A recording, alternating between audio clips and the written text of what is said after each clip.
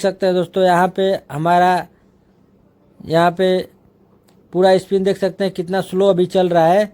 अभी कुछ देर के बाद धीरे धीरे चलते चलते हमारा पूरा स्पीड पकड़ लेगा।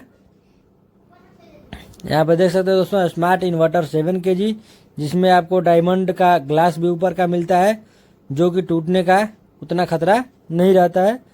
पूरा ग्लास ऊपर का भी आपका मजबूत है। अब देख सकते हैं दोस्तों धीरे धीरे हमारा स्पीड कितना स्पीड हो गया है।